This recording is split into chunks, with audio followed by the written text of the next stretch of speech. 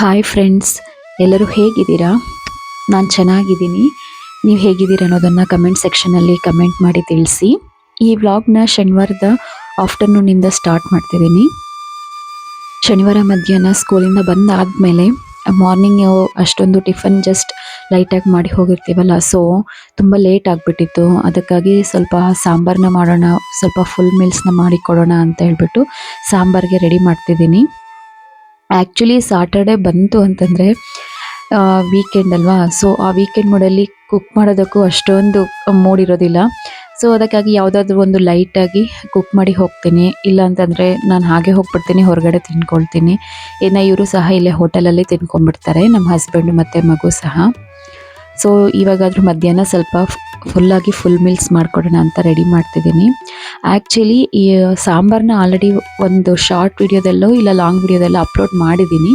But ಈ ಸಾಂಬಾರು ಏನು ಅಂತಂದರೆ ಸ್ವಲ್ಪ ಇನ್ಸ್ಟಂಟಾಗಿ ಮಾಡ್ಕೋಬೋದು, ಆ ರೀತಿ ಇರುತ್ತೆ. ಸ್ವಲ್ಪ ಪ್ರೀಮಿಕ್ಸ್ ಪೌಡರ್ ಇದ್ದರೆ ಒಂದು 10 ನಿಮಿಷದಲ್ಲಿ ಯಾರಾದರೂ ಹೊಸದಾಗಿ ಸಾಂಬಾರು ಮಾಡೋದು ಕಲಿತಿರ್ತಾರಲ್ಲ, ಇಲ್ಲ ಅಂತಂದರೆ ಸ್ವಲ್ಪ ವರ್ಕಿಂಗ್ ಮಾಮ್ಸ್ಗೆ ಯೂಸ್ ಆಗೋ ಥರ ಆ ಒಂದು ರೆಸಿಪಿನ ಇಲ್ಲಿ ಆ್ಯಡ್ ಮಾಡ್ತಿದ್ದೀನಿ. ನಂತರ ಇಲ್ಲಿ ಆ್ಯಕ್ಚುಲಿ ಟೊಮೊಟೊ ಈ ನಡುವೆ ಹೆಂಗೆ ಬರ್ತಿದೆ ಅಂತಂದರೆ ರೇಟ್ ಸಹ ಸ್ವಲ್ಪ ಅದೇ ರೀತಿ ಇದೆ. ಹೆಚ್ಚು ಕಡಿಮೆ ಜಾಸ್ತಿ ತಗೊಳ್ಳೋಕ್ಕೂ ಆಗೋದಿಲ್ಲ. ಇಲ್ಲೇನು ಅಂತಂದರೆ ಹೊರಗಡೆ ಚೆನ್ನಾಗಿರುತ್ತೆ, ಬಟ್ ಒಳಗಡೆ ಎಲ್ಲ ಇದಾಗ್ಬಿಟ್ಟಿರುತ್ತೆ, ಲೈಕ್ ಹುಳ ಇರೋದು ಆ ಥರ. ಸ್ವಲ್ಪ ನೋಡಿ ಹಾಕಬೇಕಾಗತ್ತೆ. ಸೊ ಇಲ್ಲಿ ತರಕಾರಿಯನ್ನೆಲ್ಲ ಕಟ್ ಮಾಡಿದ್ದಾದಮೇಲೆ ಮತ್ತೊಂದು ಪ್ಲೇಟ್ಗೆ ಟ್ರಾನ್ಸ್ಫರ್ ಮಾಡ್ಕೊಳ್ತಿದ್ದೀನಿ. ನಂತರ ಕ್ಯಾರೆಟು ಅಷ್ಟೇ ಸಹ ಇಲ್ಲಿ ನಾನು ಪೀಲಪ್ ಮಾಡ್ತಿದ್ದೀನಲ್ಲ, ಕೆಲವರು ಅದೇ ರೀತಿ ಹಾಕ್ಬಿಡ್ತಾರೆ. ನಾವು ಯಾವಾಗ ಆ ರೀತಿ ಹಾಕ್ಬೋದು ಅಂತಂದರೆ ಅದ್ರ ಮೇಲೆ ಸಿಪ್ಪೆ ಸ್ವಲ್ಪ ನೈಸ್ ಆಗಿದ್ದರೆ ಅದೇ ಥರ ಹಾಕ್ಬೋದು ಚೆನ್ನಾಗಿ. ಬಟ್ ಇವಾಗೆಲ್ಲ ಫರ್ಟಿಲೈಸರ್ಸು ಅದು ಇದು ಎಲ್ಲ ಯೂಸ್ ಮಾಡ್ತಿರ್ತಾರಲ್ವ, ಸೊ ಅದರಿಂದ ಸ್ವಲ್ಪ ಪೀಲಪ್ ಮಾಡಿನೇ ಹಾಕಿದ್ರೆ ಚೆನ್ನಾಗಿರುತ್ತೆ ಅಂತ ಅನಿಸುತ್ತೆ. ಆ್ಯಕ್ಚುಲಿ ಇಲ್ಲಿ ಸಾಂಬಾರಿಗಾದರೆ ನಾವು ಕ್ಯಾರೆಟ್ನ ಈ ರೀತಿ ಕಟ್ ಮಾಡಿಕೊಂಡ್ರೆ ತುಂಬ ಚೆನ್ನಾಗಿರುತ್ತೆ. ಈವನ್ ಮಕ್ಕಳು ಸಹ ಸ್ವಲ್ಪ ಚೆನ್ನಾಗಿ ಇಷ್ಟಪಟ್ಟು ತಿಂದ್ಬಿಡ್ತಾರೆ, ಸ್ವಲ್ಪ ಅಟ್ರಾಕ್ಟ್ ಆಗಿರುತ್ತೆ ಅಂತ. ಅವ್ರಿಗೆ ಊಟ ಮಾಡಿಸೋದಕ್ಕೋಸ್ಕರ ನಾವು ಎಷ್ಟೊಂದು ಎಕ್ಸರ್ಸೈಸ್ ಮಾಡಬೇಕಾಗುತ್ತೆ ಅಲ್ವಾ. ಸೊ ಈ ಸಾಂಬಾರಿಗೆ ನಾನು ಎಲ್ಲ ಆನಿಯನ್ನು ಅದು ಇದೆಲ್ಲ ಹಾಕ್ತಿದ್ದೀನಿ. ಬಟ್ ಆನಿಯನ್ನು ಬೆಳ್ಳುಳ್ಳಿ ಹಾಕಲಿಲ್ಲ ಅಂದ್ರೂ ನಾವು ಈ ಸಾಂಬಾರನ್ನ ಮಾಡ್ಕೋಬೋದು. ಇವತ್ತು ನಾನು ಆಲೂಗಡ್ಡೆ ಬದಲು ಲೈಕ್ ಇದು ಟರ್ನಿಪ್ ಅಂತಾರಲ್ಲ, ಸವಿ ಮುಲ್ಲಂಗಿ ಅಂತ, ಅದನ್ನೇ ಹಾಕ್ತಿದ್ದೀನಿ. ಇದು ಹೆಲ್ತ್ಗೂ ಸಹ ತುಂಬ ಒಳ್ಳೆಯದು. ಬಟ್ ಸಾಂಬಾರಲ್ಲೂ ತುಂಬ ಚೆನ್ನಾಗಿರುತ್ತೆ. ಯಾಕಂದರೆ ನಾವು ನಾರ್ಮಲ್ಲಾಗಿ ಮಾಡೋ ಸಾಂಬಾರಿಗೆ ಈ ಸಾಂಬಾರಿಗೆ ತುಂಬ ಡಿಫ್ರೆನ್ಸ್ ಇರುತ್ತೆ ಈ ಒಂದೇ ಒಂದು ತರಕಾರಿಯಿಂದ. ಸೊ ಸ್ವಲ್ಪ ಆನಿಯನ್ಸ್ನ ಕಟ್ ಮಾಡ್ಕೊಂಡಿದ್ದಾಯಿತು. ಇವಾಗ ತರಕಾರಿ ಎಲ್ಲ ಕಟ್ ಮಾಡಿದ್ದಾದಮೇಲೆ ಮತ್ತೊಂದು ಕಡೆ ಸ್ಟವ್ ಮೇಲೆ ಸ್ವಲ್ಪ ರೈಸ್ನ ಇಟ್ಬಿಡೋಣ, ಒಂದೇ ಸರಿ ಆಗಿಬಿಡುತ್ತೆ ಅಂತ ಸ್ವಲ್ಪ ರೈಸ್ನ ಸಹ ತಗೊಳ್ತಿದ್ದೀನಿ. ರೈಸ್ನ ಯಾವುದೇ ರೀತಿ ಪ್ರಿಸರ್ವ್ ಮಾಡಿದ್ರೂ ಹುಳ ಬರುತ್ತಲ್ವಾ, ಬಟ್ ಹುಳ ಬರ್ದಿರ ನಾವು ಯಾವ ರೀತಿ ಪ್ರಿಸರ್ವ್ ಮಾಡ್ಕೋಬೋದು ಅಂತಂದರೆ ಅದಕ್ಕೆ ಒಂದು ಬಿರಿಯಾನಿ ಎಲೆಯನ್ನು ಸೇರಿಸ್ಬಿಟ್ರೆ, ಇಲ್ಲ ಸ್ವಲ್ಪ ಉಪ್ಪು, ಸ್ವಲ್ಪ ಕಲ್ಲುಪ್ಪು ಹಾಕಿ ಮಿಕ್ಸ್ ಮಾಡಿ ಇಟ್ಬಿಟ್ರೆ ಹುಳ ಬರೋದಿಲ್ಲ. ಈ ಒಂದು ಟಿಪ್ ಅನ್ನೋದು ನಾನು ಚೆನ್ನಾಗಿ ಫಾಲೋ ಮಾಡ್ತೀನಿ, ವರ್ಕೌಟ್ ಸಹ ಆಗಿದೆ. ಬಿರಿಯಾನಿ ಎಲೆ ಅಂತೀವಲ್ಲ, ಸೊ ಇಲ್ಲ ಬೇವಿನ ಎಲೆ ಸಹ ಹಾಕಿ ಇಡ್ಬೋದು, ಹುಳ ಏನೂ ಬರೋದಿಲ್ಲ. ನೀವು ಯಾವುದೇ ರೀತಿ ರೈಸ್ನ ಯೂಸ್ ಮಾಡಿ. ಬ್ಯಾಂಗ್ಳೂರಲ್ಲಿ ಬಿಲ್ಡಿಂಗ್ಸ್ ಎಲ್ಲ ಹತ್ರ ಇರೋದ್ರಿಂದ ಮತ್ತು ಈ ಗಾರ್ಬೇಜ್ ಇದೆಲ್ಲ ಹತ್ರನೇ ಇರುತ್ತಲ್ವಾ, ಸೊ ಯಾವುದೋ ಒಂದು ರೀತಿಯಲ್ಲಿ ಕಾಕ್ರೋಚ್ ಆಗಿರ್ಬೋದು, ಹುಳ ಆಗಿರ್ಬೋದು ಬಂದು ಸೇರ್ತಾ ಇರುತ್ತೆ. ನಾವು ಯಾವುದೋ ಒಂದು ಟಿಪ್ ಫಾಲೋ ಮಾಡಲಿಲ್ಲ ಅಂತಂದರೆ ನಿಜವಾಗ್ಲೂ ಹೆಲ್ತಿಯಾಗಿರೋಕ್ಕಾಗೋದಿಲ್ಲ. ಸೊ ಇಲ್ಲಿ ಒಂದು ಸ್ಟವ್ ಮೇಲೆ ರೈಸ್ನ ಇಟ್ಬಿಡ್ತಿದ್ದೀನಿ. ಯಾಕೆ ಕುಕ್ಕರಲ್ಲಿ ಕುಕ್ ಮಾಡ್ತಿದ್ದೀರಾ ಅಂತ ಅನ್ಕೋಬೋದು. ಇವಾಗ ಸ್ವಲ್ಪ ಅರ್ಜೆಂಟ್ ಇದೆ, ಅದಕ್ಕೆ ಕುಕ್ಕರಲ್ಲೇ ಕುಕ್ ಮಾಡ್ತೀನಿ. ನಾರ್ಮಲಾಗಿ ಯಾವುದಾದ್ರೂ ಟೈಮ್ ಇದ್ದು ಇಲ್ಲ ಬಾಸ್ಮತಿ ರೈಸ್ ಮಾಡಬೇಕು, ಇಲ್ಲ ಬಿರಿಯಾನಿ ರೈಸು, ಫ್ರೈಡ್ ರೈಸ್ ಮಾಡಬೇಕು ಅನ್ಬೇಕಾದ್ರೆ ನಾನು ಕುಕ್ಕರ್ಗೆ ರೈಸ್ ನೆಡೋದಿಲ್ಲ, ನಾರ್ಮಲ್ ಪಾತ್ರೆಯಲ್ಲೇ ಹಾಕಿಬಿಟ್ಟು ಇದು ಮಾಡಿಬಿಡ್ತೀನಿ. ಇವತ್ತು ನಾನು ಹೇಳಿದ್ನಲ್ಲ ಒಂದು ಪ್ರೀಮಿಕ್ಸ್ ಪೌಡರ್ನ ನಿಮಗೆ ನೋಡಿಸ್ತೀನಿ ಅಂತ. ಏನಿಲ್ಲ, ತುಂಬ ಸಿಂಪಲ್, ಒಂದೇ ಒಂದು ಇಂಗ್ರೀಡಿಯೆಂಟು. ನಾವು ನಾರ್ಮಲ್ ಸಾಂಬಾರಿಗೆ ತೊಗರಿಬೇಳೆಯನ್ನು ಅದೇ ರೀತಿ ಕುಕ್ಕರ್ಗೆ ಇಟ್ಟು ಬೇಯಿಸ್ಬಿಟ್ಟು ಮ್ಯಾಶ್ ಮಾಡಿ ನಂತರ ಮಿಕ್ಸ್ ಮಾಡ್ತೀವಿ. ಇಲ್ಲ ಅಂತಂದರೆ ಫಸ್ಟು ಒಂದು ವಿಸಿಲ್ಗೆ ಬೇಳೆಯನ್ನು ಕೂಗಿಸ್ಕೊಂಡು ನೆಕ್ಸ್ಟ್ ತರಕಾರಿ ಹಾಕಿ ಮತ್ತೆ 2 ವಿಸಿಲ್ ಕೂಗಿಸ್ಕೊಂಡು ಮತ್ತೆ ಮಸಾಲೆ ಹಾಕಿ ಆ ರೀತಿ ಮಾಡ್ತಿದ್ದೀವಲ್ವ. ಈ ಒಂದು ಪೌಡರ್ ಇದ್ದರೆ ನಮಗೆ ಆ ರೀತಿ ಮಾಡೋ ಅವಶ್ಯಕತೆ ಇರೋದಿಲ್ಲ. ತೊಗರಿಬೇಳೆಯನ್ನು ಚೆನ್ನಾಗಿ ಕಲರ್ ಚೇಂಜ್ ಆಗೋವರೆಗೂ, ಅರೋಮಾ ಬರೋವರೆಗೂ ಬೇಯಿಸ್ಕೊಂಡು ಅದನ್ನು ಸ್ವಲ್ಪ ತಣ್ಣಗಾಗಕ್ಬಿಟ್ಟು ಅದನ್ನು ಬ್ಲೆಂಡರ್ಗೆ ಹಾಕಿ ಬ್ಲೆಂಡ್ ಮಾಡಿಕೊಂಡು ಪಕ್ಕಕ್ಕೆ ಇಟ್ಕೋಬೇಕು. ಇಲ್ಲಿವಾಗ ಒಂದು ಕುಕ್ಕರ್ಗೆ ಒಂದು 2 ರಿಂದ 3 ಟೇಬಲ್ ಸ್ಪೂನಷ್ಟು ಆಯಿಲ್ನ ಹಾಕ್ಕೊಳ್ತಿದ್ದೀನಿ. ನೀವು ಆಯಿಲ್ ಸ್ವಲ್ಪ ಜಾಸ್ತಿ ಹಾಕ್ಕೋಬೋದು, ತರಕಾರಿ ಮೇಲೆ ಡಿಪೆಂಡ್ ಆಗಿರುತ್ತೆ. ತರಕಾರಿ ಜಾಸ್ತಿ ಹಾಕ್ತಿದ್ರೆ ಆಯಿಲ್ನ ಜಾಸ್ತಿ ಹಾಕ್ಕೊಳ್ಳಿ ಅಷ್ಟೇ. ಸೊ ನಾರ್ಮಲಾಗಿ ಒಗ್ಗರಣೆಗೆ ಏನೇನೆಲ್ಲ ಹಾಕ್ತೀವಲ್ವ ಅದೇ ರೀತಿ ನಾರ್ಮಲ್ ಒಗ್ಗರಣೆ ಹಾಕೋದು. ನಾನು ಇಲ್ಲಿ ಹಿಂಗೆ ಹಾಕೋದು ಮರ್ತಿದ್ದೀನಿ, ನಾನು ಕೊನೆಯಲ್ಲಿ ಹಾಕ್ತೀನಿ. ನಾವು ಹಿಂಗನ್ನ ಆ್ಯಕ್ಚುಲಿ ಲೈಕ್ ಒಗ್ಗರಣೆ ಕೊಟ್ಟಾಗ ಹಾಕಿದ್ರೇ ನಮಗೆ ಒಂದು ಆ ಸ್ಮೆಲ್ ಅನ್ನೋದು ಹೋಗ್ಬಿಡುತ್ತೆ. ಯಾಕಂದರೆ ಸ್ವಲ್ಪ ಜನ ಹಿಂಗೆ ಸ್ಮೆಲ್ ಅಂದರೆ ಇಷ್ಟಪಡೋದಿಲ್ಲ ಅದಕ್ಕೆ. ಬಟ್ ಇವಾಗ ನನಗಿಲ್ಲಿ ಮರ್ತೋಯ್ತು, ನಾನು ಮತ್ತೆ ಕೊನೆಯಲ್ಲಿ ಹಾಕ್ಕೊಳ್ತೀನಿ, ಅದೂ ಟೇಸ್ಟ್ ಇರುತ್ತೆ, ನೋ ಪ್ರಾಬ್ಲಮ್. ಇವಾಗ ಆನಿಯನ್ ಮತ್ತು ಸ್ವಲ್ಪ ಬೆಳ್ಳುಳ್ಳಿನ ಸೇರಿಸ್ತಿದ್ದೀನಿ. ನಾನು ಹೇಳಿದ್ನಲ್ವ, ನೀವೇನಾದರೂ ಲೈಕ್ ಪ್ರಸಾದಕ್ಕೆ ಮಾಡೋವಾಗಿರ್ಬೋದು, ಇಲ್ಲ ಹಬ್ಬಕ್ಕೆ ಹರಿದಿನದಲ್ಲಿ ಮಾಡೋವಾಗ ಈ ಎರಡನ್ನ ನೀವು ಸ್ಕಿಪ್ ಮಾಡಿ ಇದೇ ರೀತಿ ಸಾಂಬಾರನ್ನ 10 ನಿಮಿಷದಲ್ಲಿ ನಾವು ಪ್ರಿಪೇರ್ ಮಾಡ್ಕೋಬೋದು. ಮತ್ತು ಸ್ವಲ್ಪ ಟೊಮೊಟೊನ ಹಾಕಿ ಅದನ್ನು ಸ್ವಲ್ಪ ಸ್ಮೂತ್ ಆಗೋವರೆಗೂ ಅದನ್ನು ಫ್ರೈ ಮಾಡಿಕೊಂಡು ಇವಾಗ ಎಲ್ಲ ತರಕಾರಿಯನ್ನು ಒಂದಾದ್ಮೇಲೆ ಒಂದು ಸೇರಿಸ್ಕೊಳ್ತಿದ್ದೀನಿ ಅಷ್ಟೇ. ತುಂಬ ಸಿಂಪಲ್. ಇದನ್ನು ಚೆನ್ನಾಗಿ ಸ್ವಲ್ಪ ಫ್ರೈ ಮಾಡ್ಕೋಬೇಕು. ಆ ಹಸಿ ತರಕಾರಿ ಇಲ್ಲಿ ನಾವು ಕುಕ್ಕರ್ಗೆ ಇಡ್ತಿದ್ದೇವಲ್ವ, ಸೊ ಒಂದು 2-3 ಸೆಕೆಂಡ್ ಫ್ರೈ ಮಾಡಿಕೊಂಡ್ರೆ ಆ ಹಸಿ ವಾಸನೆ ಎಲ್ಲ ಹೋಗುತ್ತೆ. ಸ್ವಲ್ಪ ಧನಿಯಾ ಪುಡಿ ಮತ್ತು ರುಚಿಗೆ ತಕ್ಕಷ್ಟು ಸ್ವಲ್ಪ ಖಾರದ ಪುಡಿನ ಹಾಕ್ಕೋಬೋದು. ನಾನು ಇಲ್ಲಿ 2 ರೀತಿಯಾದ ಖಾರದ ಪುಡಿನ ಸೇರಿಸಿದ್ದೀನಿ. ಲೈಕ್ ಸ್ವಲ್ಪ ಕಲರ್ ಬರೋಕ್ಕೋಸ್ಕರ ಅಷ್ಟೇ. ಫುಡ್ ಕಲರ್ ಯೂಸ್ ಮಾಡೋ ಬದಲು ಪ್ರಿಸರ್ವೇಟಿವ್ಸ್ನ ನಾವು ಈ ರೀತಿ 2 ರೀತಿ ಲೈಕ್ ಖಾರದ ಪುಡಿನ ಮಾಡಿ ಇಟ್ಕೊಂಡು ಮನೆಯಲ್ಲೇ ಅದನ್ನು ಯೂಸ್ ಮಾಡ್ಬೋದು. ಇವಾಗ ಸ್ವಲ್ಪ ಸಾಂಬಾರು ಪುಡಿನ ಸೇರಿಸ್ತಿದ್ದೀನಿ. ಸಾಂಬಾರು ಪೌಡರ್ ರೆಸಿಪಿ ಸಹ ನಿಮಗೆ ಒಂದ್ಸರಿ ನೋಡಿಸ್ತೀನಿ. ಹೋಮ್ ಮೇಡ್ ಸಾಂಬಾರು ಪೌಡರ್ಗೆ ತುಂಬ ಚೆನ್ನಾಗಿರುತ್ತೆ.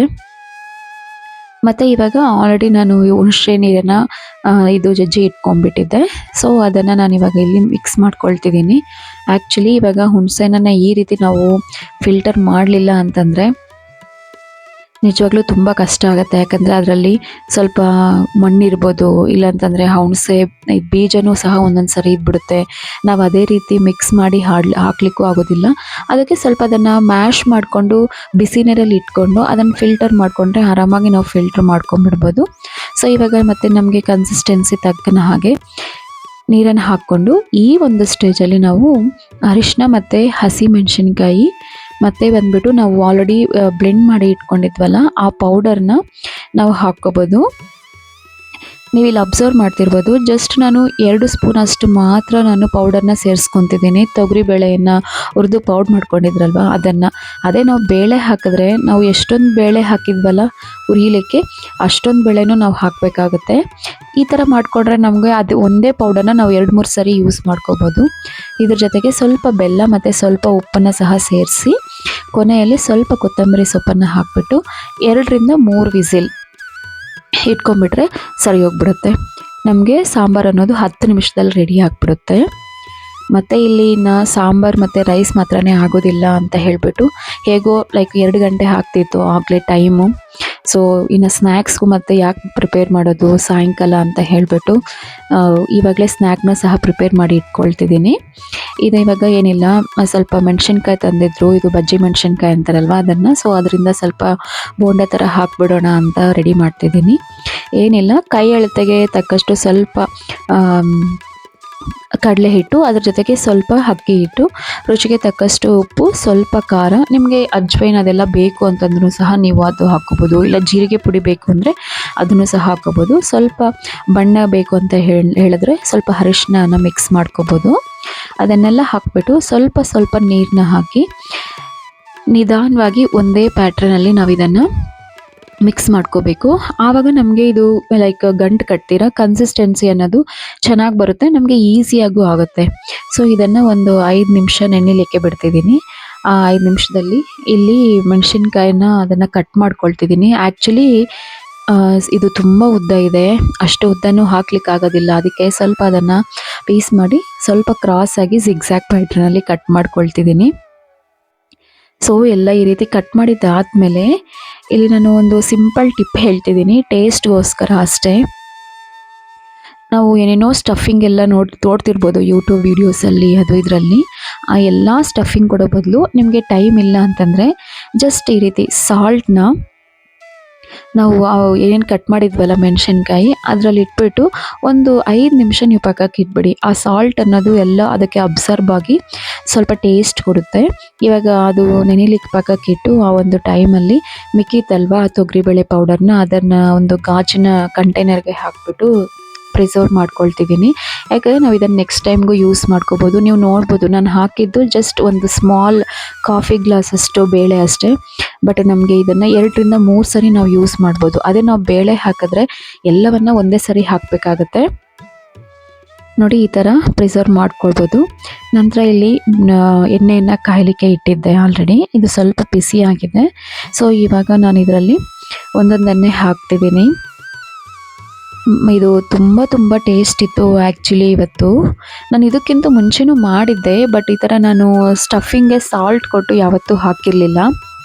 ಬಟ್ ಈ ಸರಿ ತುಂಬ ಚೆನ್ನಾಗಿ ಬಂದಿತ್ತು. ಆ್ಯಕ್ಚುಲಿ ಟೇಸ್ಟ್ ಅಂತೂ ತುಂಬ ಚೆನ್ನಾಗಿತ್ತು. ನೀವು ಯಾರಾದರೂ ಲೈಕ್ ಹೊಸ್ದಾಗಿ ಮಾಡ್ತಿರ್ತಾರಲ್ಲ ಅವರು, ಇಲ್ಲ ಹೊಸ್ದಾಗಿ ಕಲಿಯೋರು, ಈ ರೀತಿ ಸ್ಟಫಿಂಗ್ನ ಎಲ್ಲೇನೋ ಕೊಡೋ ಸ್ಟಫಿಂಗ್ ಕೊಡೋಕ್ಕೆ ಬದಲು ಈ ಥರ ಜಸ್ಟ್ ಸಾಲ್ಟ್ನ ಹಾಕ್ಬಿಟ್ಟು ಮಾಡ್ಕೋಬೋದು. ತುಂಬ ಟೇಸ್ಟ್ ಇರುತ್ತೆ. ನೀವು ಈವ್ನಿಂಗ್ ಟೈಮ್ ಸ್ನ್ಯಾಕಾಗೂ ತಗೋಬೋದು. ಇಲ್ಲ ಅಂತಂದರೆ ಲೈಕ್ ಏನಾದರೂ ಈ ಥರ ಫುಲ್ ಮೀಲ್ಸ್ಗೆ ಸೈಡ್ ಡಿಶ್ಶಾಗೂ ಸಹ ನೀವು ಇದನ್ನು ಯೂಸ್ ಮಾಡ್ಕೋಬೋದು. ತುಂಬ ಈಸಿ, ಬೇಗ ಮಾಡೋ ಅಂಥ ರೆಸಿಪಿ ಅಂತಲೂ ಹೇಳ್ಬೋದು. ಆ್ಯಕ್ಚುಲಿ ಬೆಂಗಳೂರಲ್ಲಿ ಈ ವೆದರ್ಗೆ ನಮಗೆ ವೆದರ್ ಯಾವಾಗ ಚೇಂಜ್ ಆಗುತ್ತೆ ಅಂತ ಗೊತ್ತಿಲ್ಲ. ಸ್ವಲ್ಪ ಇನ್ಸ್ಟಂಟಾಗಿ ಬೇಗ ಅಂದರೆ ನಾವು ಇದನ್ನೇ ಮಾಡ್ಕೋಬೋದು. ನೋಡಿ ಇವತ್ತಿನ ಲಂಚ್ ನಮ್ಮದು ಈ ರೀತಿ ಇತ್ತು.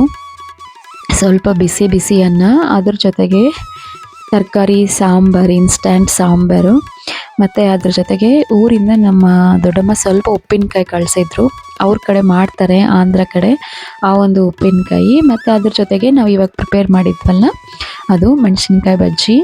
ಇವತ್ತಿನ ಲಂಚ್ ಅಂತೂ ರಿಯಲಿ ನಾನು ಲೈಕ್ ವ್ಯೂಸ್ಗೋಸ್ಕರ ನಾನು ಹೇಳ್ತಿಲ್ಲ, ಬಟ್ ತುಂಬ ಚೆನ್ನಾಗಿತ್ತು. ಮತ್ತು ಲಂಚೆಲ್ಲ ಆಗಿದ್ದಾದಮೇಲೆ ಕೌಂಟರ್ ಟಾಪ್ನ, ಗ್ಯಾಸ್ನ ಎಲ್ಲವನ್ನು ಕ್ಲೀನ್ ಮಾಡಿಬಿಟ್ಟು, ಸಿಂಕ್ನ ಸಹ ಎಲ್ಲ ಕ್ಲೀನ್ ಮಾಡಿಬಿಟ್ಟು ನೆಕ್ಸ್ಟ್ ಮನೆಯನ್ನು ಕ್ಲೀನ್ ಮಾಡಬೇಕು ಅಂತ ಹೇಳ್ಬಿಟ್ಟು ರೆಡಿ ಮಾಡ್ತಿದ್ದೀನಿ. ಆ್ಯಕ್ಚುಲಿ ಈ ಥರ ಅಡುಗೆ ಮನೆ ಇದ್ದರೆ ಅಡುಗೆ ಮಾಡಲಿಕ್ಕೂ ಸ್ವಲ್ಪ ಇಂಟ್ರೆಸ್ಟ್ ಬರುತ್ತೆ, ನೆಮ್ಮದಿಯಿಂದನೂ ಇರ್ಬೋದು. ನೆಕ್ಸ್ಟ್ ಇಲ್ಲೇನೆಲ್ಲ ಎಲ್ಲ ಕಸ ಎಲ್ಲ ನೀಟಾಗಿ ಗುಡಿಸ್ಕೊಂಬಿಟ್ಟು ಒಂದು ಸರಿ ಎಲ್ಲ ಮಾಪ್ ಹಾಕ್ಕೊಳ್ಳೋಣ ಅಂತ ಹೇಳಿಬಿಟ್ಟು ಎಲ್ಲವನ್ನು ಕ್ಲೀನ್ ಮಾಡ್ಕೊಂಡ್ಬಿಡ್ತಿದ್ದೀನಿ. ಇದೆಲ್ಲ ಕ್ಲೀನ್ ಆಗಿದ್ದಾದಮೇಲೆ ನೆಕ್ಸ್ಟ್ ಸ್ವಲ್ಪ ಹೊರಗಡೆ ಹೋಗೋದು ಇದೆ. ಅದಕ್ಕೆ ಆಲ್ರೆಡಿ 5:30-6 ಗಂಟೆ ಆಗ್ತಾ ಬಂತು. ಮತ್ತು 6 ಗಂಟೆ ಆದಮೇಲೆ ಎಲ್ಲ ಕ್ಲೀನ್ ಮಾಡಬಾರ್ದು ಅಂತ ಹೇಳಿಬಿಟ್ಟು ಈಗಲೇ ಕ್ಲೀನ್ ಮಾಡ್ಕೊಂಡ್ವಿ. ಎಲ್ಲ ಕ್ಲೀನ್ ಮಾಡಿಕೊಂಡು ಮತ್ತೆ ಫ್ರೆಶ್ ಆಗಿ ಸ್ವಲ್ಪ ಡಿಮಾರ್ಟಲ್ಲಿ ಸ್ವಲ್ಪ ಒಂದಿಷ್ಟು ಐಟಮ್ಸ್ ಬೇಕಿತ್ತು. ಆ್ಯಕ್ಚುಲಿ ಪ್ರಾವಿಷನ್ ಸ್ಟೋರಲ್ಲಿ ತಗೋಬೋದು, ಆದರೆ ವೀಕೆಂಡ್ ಅಲ್ವಾ, ಸ್ವಲ್ಪ ಮೈಂಡ್ ರಿಫ್ರೆಶ್ಮೆಂಟ್ ಆಗಿರುತ್ತೆ ಅಂತ ಹೇಳ್ಬಿಟ್ಟು ಒಂದು ರೌಂಡ್ ಹೋಗಿದ್ವಿ. ಸೊ ಸ್ವಲ್ಪ ಕೊಕೊನೆಟ್ ಆಯಿಲ್ ಎಲ್ಲ ಆಗೋಗ್ಬಿಟ್ಟಿತ್ತು. ನಾನು ಯೂಸ್ ಮಾಡೋದು ನಾರ್ಮಲಾಗಿ ಪ್ಯಾರಾಚೂಟ್, ಎಲ್ಲ ರೀತಿ ಕೊಕೊನೆಟ್ ಆಯಿಲ್ನ ಯೂಸ್ ಮಾಡಿ ಬಿಟ್ಬಿಟ್ಟಿದ್ದೀನಿ, ಯಾವುದು ಸೆಟ್ ಆಗಲ್ಲ. ಬಟ್ ಇದು ಓಕೆ, ಚೆನ್ನಾಗಿರುತ್ತೆ. ನೆಕ್ಸ್ಟ್ ಇಲ್ಲಿ ಲೈಕ್ ಗರ್ಲ್ಸ್ಗೆ, ಅದರಲ್ಲೂ ಸ್ವಲ್ಪ ಸ್ಕೂಲ್ಗೆ ಹೋಗೋ ಮಕ್ಳಿರ್ತಾರಲ್ಲ ಅವ್ರಿಗೆ ಬ್ರಾಸ್ಲೆಟ್ ಸಖತ್ತಾಗಿತ್ತು. ಆ್ಯಕ್ಚುಲಿ ಇವತ್ತು ಡಿಮಾರ್ಟ್ಗೆ ಹೋಗಿದ್ದೇನು ಅಂತಂದರೆ, ಇಲ್ಲಿ ನೋಡಿಸ್ತಿದ್ದೀನಲ್ವ ಈ ಪಾನ್ನ ತೊಗೊಳಕ್ಕೆ. ನಾನು ಮುಂದೆ ಬರ್ತಕ್ಕಂಥ ವೀಡಿಯೋಸಲ್ಲಿ ನೀವು ನೋಡ್ತಿರ್ಬೋದು ಯಾವ ರೀತಿ ನಾನು ಇದನ್ನು ಯೂಸ್ ಮಾಡ್ಕೊಳ್ತೀನಿ ಅಂತ. ತುಂಬ ಯೂಸ್ಫುಲ್. ಯಾವುದಾದ್ರೂ ಚಿಕ್ಕ ಸೈಡ್ ಡಿಶಸ್ಗೆ ಒಗ್ಗರಣೆ ಕೊಟ್ಕೋಬೇಕು ಅಂತಂದರೆ ನಾವು ಅದನ್ನು ಚೆನ್ನಾಗಿ ಯೂಸ್ ಮಾಡ್ಕೋಬೋದು. ಮತ್ತು ಇದನ್ನು ನಾನು ತುಂಬ ದಿನ ತೊಗೋಬೇಕು ಅಂತ ಅಂದ್ಕೊಳ್ತಿದ್ದೆ, ಬಟ್ ಡಿಮಾರ್ಟಲ್ಲಿ ಇರಲಿಲ್ಲ. ನಮ್ಮ ಏರಿಯಾ ಡಿಮಾರ್ಟ್ ಸ್ವಲ್ಪ ಚಿಕ್ಕದು, ಅಲ್ಲಿ ಸಿಗ್ತಿರ್ಲಿಲ್ಲ. ಬಟ್ ಈ ಸರಿ ತಗೊಂಡೆ. ಮತ್ತು ಆ್ಯಕ್ಚುಲಿ ನಾನು ಹೋಗಿದ್ದು ಈ ಬಾಟಲ್ಸ್ ಮತ್ತು ಆ ಪಾನ್ನ ತಗೊಳ್ಳಿಕ್ಕೆ. ಈ ಬಾಟಲ್ಸ್ ಏನು ಅಂತಂದರೆ ಆ್ಯಕ್ಚುಲಿ ವಾಟರ್ ಬಾಟಲ್ಸ್. ಬಟ್ ಯಾಕಂದರೆ 89 ರುಪೀಸ್ ನೀವು ನೋಡ್ಬೋದು. ನಾವು ನಾರ್ಮಲಾಗಿ ಆನ್ಲೈನಲ್ಲಿ ಬುಕ್ ಮಾಡಿಬಿಟ್ರೆ ಇದು ನಮಗೆ 150 ಇಲ್ಲಾಂತಂದರೆ 200ವರೆಗೂ ಸಹ ಆಗುತ್ತೆ. ಇಲ್ಲ ಲೈಕ್ ಕ್ವಾಲಿಟಿನೂ ತುಂಬ ಚೆನ್ನಾಗಿದೆ, ಭಾರನೂ ಇದೆ, ಕ್ವಾಲಿಟಿನೂ ಇದೆ. ಪ್ರೈಸ್ ಸಹ ಸ್ವಲ್ಪ ರೀಸನಬಲ್ ಪ್ರೈಸ್ ಅನ್ನಿಸ್ತು. ಇದನ್ನು ಏನಕ್ಕೆ ತಂದೆ ಅಂತಂದರೆ ಸ್ವಲ್ಪ ಟೊಮೊಟೊ ಪ್ಯೂರಿ ಮತ್ತು ಟಮ್ಯಾರಿನ್ ಪಲ್ಪ್ ಅಂದರೆ ಹುಣಸಿನ್ಕಾಯ್ದು ಅದು ಪಲ್ಪ್ ಇರುತ್ತಲ್ವ, ಅದೆಲ್ಲ ಪ್ರಿಸರ್ವ್ ಮಾಡಿ ಇಟ್ಕೋಬೋದು ಅಂತ ಹೇಳಿಬಿಟ್ಟು ತೊಗೊಂಬಂದೆ. ಮತ್ತು ಇನ್ನು ನಾರ್ಮಲಾಗಿ ಲೈಕ್ ಮಕ್ಕಳಿಗೆ ಅದು ಜಾಮೆಟ್ರಿ ಬಾಕ್ಸ್ ಅಲ್ವಾ, ನಿಮ್ಗೆ ಗೊತ್ತೇ ಇರುತ್ತೆ, ನನ್ನ ಮಗು ಬೇಕು ಅಂತಂದರೆ ಅದನ್ನು ತೊಗೊಂಡು ಬಂದ್ವಿ. ಮತ್ತು ಇದು ಲೈಕ್ ಈ ಕ್ಲಿಪ್ ನಾನು ಯಾವತ್ತೂ ಯೂಸ್ ಮಾಡಿಲ್ಲ. ಆ್ಯಕ್ಚುಲಿ ನಂದು ಶಾರ್ಟ್ ಹೇರ್, ಬಟ್ ಈ ಸರಿ ಟ್ರೈ ಮಾಡೋಣ ಅಂತ ಸ್ವಲ್ಪ ಸ್ಟೋನ್ ಎಲ್ಲ ಇತ್ತಲ್ವ, ಚೆನ್ನಾಗಿ ಅನ್ನಿಸ್ತು. ಸ್ವಲ್ಪ ತೊಗೊಂಬಂದಿದ್ದೀನಿ. ಕ್ಲಿಪ್ಸ್ ಎಲ್ಲ ಕಲೆಕ್ಷನ್ ಸಹ ನೋಡಿಸ್ತೀನಿ. ಇದೊಂದೆಲ್ಲ ಇದ್ರ ಜೊತೆಗೆ ತೊಗೊಂಬಂದೆ ಯೂಸ್ ಮಾಡೋಣ ಅಂತ. ಬಟ್ ಹೆಂಗಿರುತ್ತೆ ಅಂತ ಗೊತ್ತಿಲ್ಲ, ಯಾಕಂದರೆ ಅದು ಸ್ವಲ್ಪ ಚಿಕ್ಕದು ಅನ್ನಿಸ್ತು. ನಂತರ ಎಲ್ಲ ಪಕ್ಕಕ್ಕಿಟ್ಟು ಎಲ್ಲ ಎತ್ತಿಟ್ಬಿಟ್ಟು ಈಗ ಸ್ವಲ್ಪ ಟೀನ ಪ್ರಿಪೇರ್ ಮಾಡ್ತಿದ್ದೀನಿ, ಕಾಫಿನ ಪ್ರಿಪೇರ್ ಮಾಡ್ತಿದ್ದೀನಿ. ಆ್ಯಕ್ಚುಲಿ ನಾವು ಸಕ್ಕರೆ ಹಾಕಿ ಕುಡಿತೀವಿ. ಬಟ್ ಈ ನಡುವೆ ಒಂದು 2 ಮಂತ್ಸಿಂದ ನಾವು ಎಲ್ಲ ಶುಗರ್‌ನ ಆದಷ್ಟು ಕಡಿಮೆ ಮಾಡಬೇಕು ಅಂತ ಹೇಳ್ಬಿಟ್ಟು ಕಂಟ್ರೋಲ್ ಮಾಡ್ತಿದ್ದೀವಿ. ಸೊ, ಅದಕ್ಕೆ ಇಲ್ಲಿ ಬೆಲ್ಲವನ್ನೇ ಸೇರಿಸ್ಬಿಟ್ಟು ನಾರ್ಮಲ್ ಕಾಫಿ ಹೇಗೆ ಮಾಡ್ತೀವಲ್ವಾ ಇನ್‌ಸ್ಟಂಟ್ ಕಾಫಿ ಅದೇ ರೀತಿ ಮಾಡ್ತಿದ್ದೀನಿ. ಬಟ್ ನನ್ನ ಮಗನಿಗೆ ನಾರ್ಮಲ್ ಆಗಿ ಹಾಲೇ ಕೊಡ್ತಿದ್ದೀನಿ. ಬಟ್ ಹಾಲಿಗೂ ಬೆಲ್ಲವನ್ನೇ ಸೇರಿಸಿ ಕೊಡ್ತಿದ್ದೀನಿ.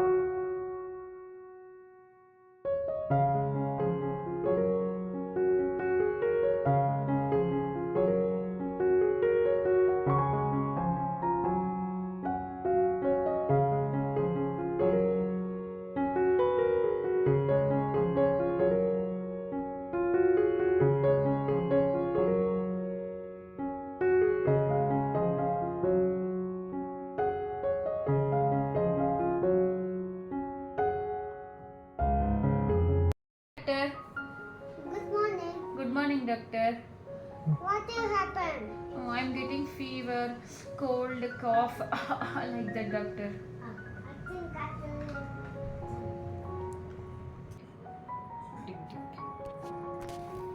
What happened, doctor?